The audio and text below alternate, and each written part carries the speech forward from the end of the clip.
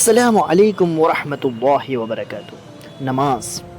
نماز کو محبت سمجھ کر ادا کرو گے تو اللہ پاک اگلی نماز کے لیے تمہیں خود کھڑا کر دے گا، اگر نماز کو محبت سمجھ کر ادا کرو گے۔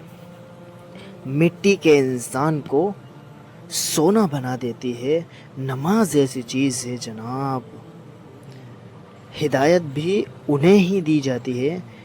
فرمایا ہدایت بھی انہیں ہی دی جاتی ہے جو ہدایت چاہتے ہیں۔ اللہ سے اس قدر قریب ہو جاؤ کہ دعا تم مانگو تو فرشتے آمین کہیں، کہ تم دعا مانگو تو فرشتے آمین کہیں۔ قبروں کے اندر ایسے لا تعداد لوگ دفن ہیں جنہوں نے کل سے نماز شروع کرنی تھی، جنہوں نے ارادہ کیا تھا کہ کل سے نماز ادا کریں گے، ایسے لا تعداد لوگ ہیں۔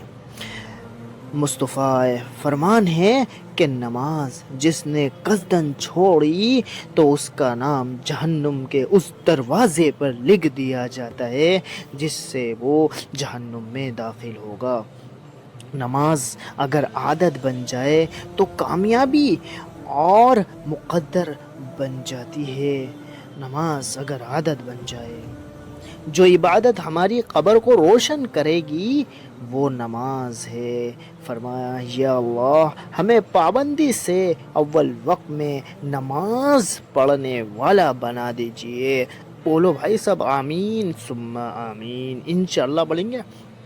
یقین کرو نماز پڑھنے لگ جاؤ تو اللہ تمہاری ساری کی ساری مشکلیں حل کر دے گا۔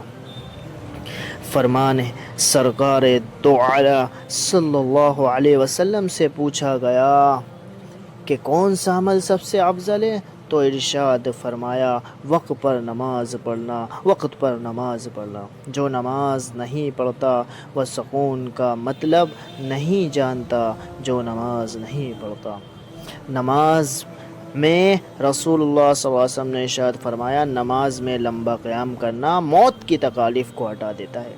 نماز بھاری نہیں، بے شک نماز ضرور بھاری ہے، مگر ان پر جو دل سے میری طرف جھکتے ہیں، جو ان پر نہیں جو دل سے میری طرف جھکتے ہیں، جنہیں یقین ہے کہ انہیں اپنے رب سے ملنا ہے۔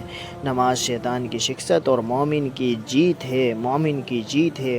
بے شک نماز بہت بہترین ساتھی ہے، زمین سے قبر تک، قبر سے حشر تک، حشر سے فرمایا جنت تک بہترین ساتھی ہے۔ دوستو جاتے جاتے ویڈیو کو لائک اور چینل کو سبسکرائب ضرور پڑھیں، اور ابھی سے طے کر لیں، یقین کر لیں، اور ابھی سے بنا لیں کہ کل اب سے انشاءاللہ نماز ادا کریں۔